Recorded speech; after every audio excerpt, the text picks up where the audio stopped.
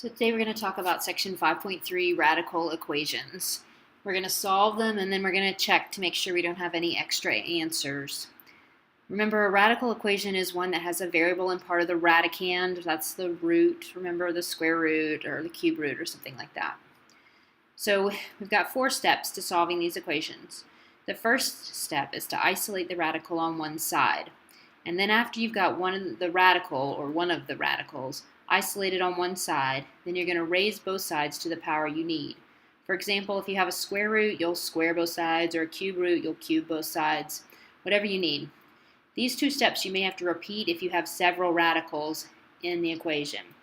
Once you've repeated these 2 steps enough times to get rid of all your radicals, you can solve that. Once you've solved it, though, you have to go back and check, because once we raise these to our power that we need, we sometimes make it so that we have extra answers that won't really work with the original equation. So we have to go back and check our answers to make sure that we have the right number. So let's try some. So let's say we have this equation.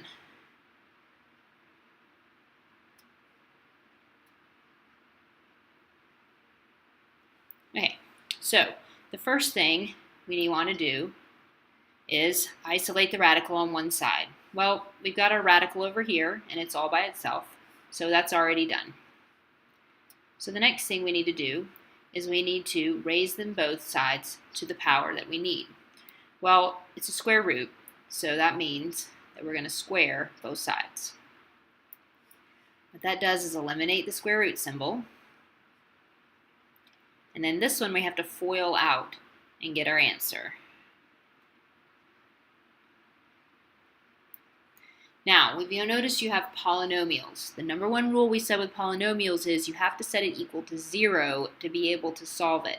So what we need to do is take this stuff and move it over here so that we can have 0. So we end up, if we subtract those things from both sides, we get 0 equals x squared plus 17x plus 70. So we're in the solving phase at this point. So this factors very nicely. So we get x plus 10 times x plus 7. Solve this. We get x is negative 10 and x is negative 7. So now we have to go back and check our answers. So first we say negative 10 plus 11. Is that equal to negative 10 plus 9? Well, if you look at this, you end up with, this is 1, the square root of 1 is just 1. Is that equal to negative 1? No, it's not. So that means that negative 10 is an extraneous answer. Let's see about the negative 7. If we have the square root of negative 7 plus 11, and we want to know if that's equal to negative 7 plus 9, well, negative 7 plus 11 is 4. The square root of that is 2. Is 2 equal to 2? Yes. So that means this is our answer. All right, let's try another one. What if we have multiple roots?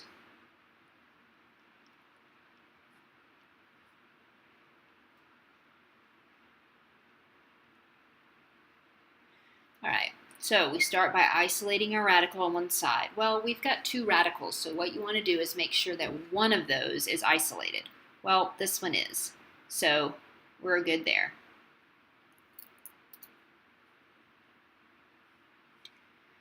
So the next thing we do is we have to square both sides. So we take this and square it, take this and square it. So this one just eliminates the square root symbol. And then this one we have to FOIL out. 4 times 4 is 16. 4 times this root is 4 times the root. And then we do it this way, and we end up with 8 times the root. And then plus, and when we square that part, it ends up removing that. Well, now we still have another radical. So we need to go back to step 1.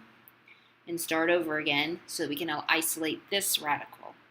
So using our algebra, we get the 16, move it over here. We've got to move all this stuff over here as well. And once we've subtracted everything off, we end up with 3x equals -8 times the square root of x plus 1. Okay, divide by -8 on both sides.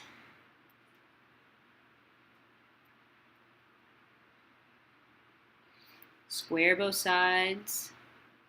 We're not going to worry about the fact that that's negative right now because we've already started adding extraneous answers in there. So we get 9 over 9, oh, whoops, I forgot my x there, sorry. 9x squared over 64 equals x plus 1. And again, we've got to get this equal to 0. And the other thing is having this fraction in here is kind of hard. So what we're going to do is we're going to move these things over to that side, and we're going to multiply through by 64 so that we don't have to worry about that fraction. And in the end, you get 9x squared minus 64x minus 64 equals 0. This does factor. I'll come up here. And we get 9x plus 8 times x minus 8 equals 0, which gives us x equals -8/9 and x equals 8. So this is all step 3 here, solving. And now we need to check it. So let's plug in, go to our original equation. Plug in here, we've got 4 times -8/9 plus 17. We want to know if that's equal to 4 minus the square root of -8/9 plus 1. We solve this out and we get, here we're going to have 1/9, so the square root of that is 1/3. So we've got 4 minus 1/3, so that's 3 2/3. And over here, if we figure this all out, we end up with -32/9 here, and add with a common denominator, take the square root, and you'll see that they're the same thing. So this works. So we know that one's good. Then the next one we try this 8. We have 4 times 8 minus 17, and we want to know if that's equal to 4 minus the square root of 8 plus 1. So on this side, 8 plus 1 is 9, square root is 3, 4 minus 3 is 1. Here we've got 64 minus 17, that's not going to give us 1. So this doesn't work, which means that that's an extraneous answer, and we've only got this one answer, -8/9. Alright, let's try one more, and this time I'm going to put the problem up and then give you a couple of hints and then let you get started on it on your own. So we've got square root of x squared minus 11 minus 2 equals 15 over the square root of x squared minus 11. So the first hint I want to give you is this is first a rational equation. So let's deal with the rational part first before we deal with the radical part.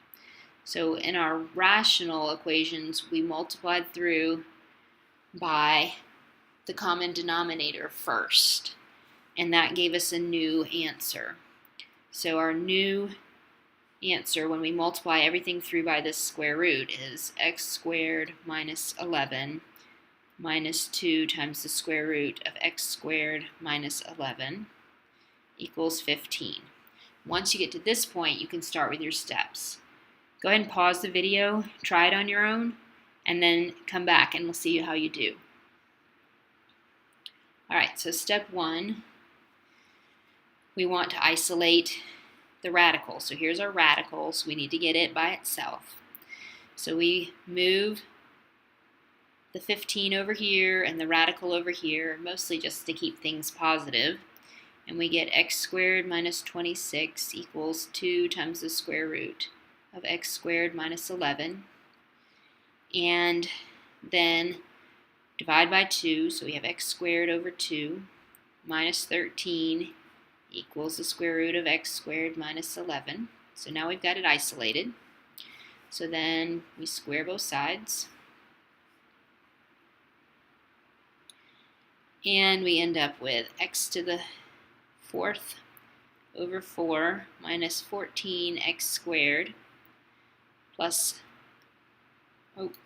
skipped a step there, minus 13x squared plus 169 equals x squared minus 11. So that's step 2, and here we're doing step 3. So now we got to get this equal to 0 so that we have, we can solve our polynomial. The other thing we can do is multiply the whole thing through by 4 so that we get rid of this fraction. So once we've rearranged it and multiplied through by 4, we get this. Now, believe it or not, this actually factors very nicely. We can treat it like a quadratic because we've got a 4th here and then a squared. So then we have x squared minus 36 times x squared minus 20 equals 0. So when you solve this, you get x equals plus or minus 6 and x equals plus or minus 2 times the square root of 5 by setting each of those equal to 0. Now, once you have that, of course, we've got to go back and check it. Now, when we plug it back in here, we notice 6 squared minus 11. Well, if we plug in negative 6 there, we're going to get the same thing. So that's checking both of them at the same time. And again, over here it works the same way because of the squared. So 6 squared is 36 minus 11, 25. Square root of that is 5. 5 minus 2 is 3. Okay, again over here, 36 minus 11, 25. Square root of that is 5. 15 divided by 5 is 3. So the plus or minus 6 we're good with because plus 6 works, and if we plugged in minus 6 we'd get the same exact thing because we're squaring it. So let's try with the 2 on the square root of 5. Again, positive and negative both work the same way, so because we're squaring it, so we're just going to test our positive one here. And we want to know if that's equal, testing here, to, minus 2, if that's equal to 15 over 2 on the square root of 5 squared minus 11. Take the square root of the whole thing. All right, so 2 on the square root of 5 squared is 20.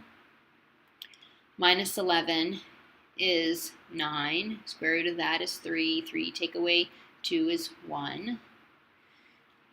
15 take away, or 15 divided by, over here, we're going to have the same thing, 3. 15 divided by 3 is 5. So that doesn't work. So that means that these are extraneous answers. So only plus and minus 6 are the answers to our original question.